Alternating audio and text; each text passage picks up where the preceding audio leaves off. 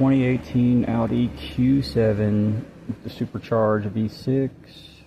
He had a cylinder 6 misfire and just had his plugs changed.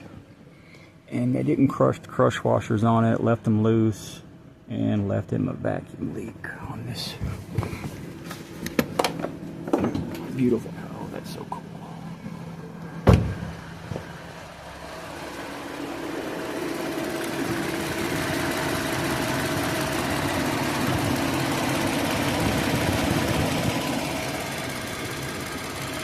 Took it out, cleaned the valve plug, and it's running great.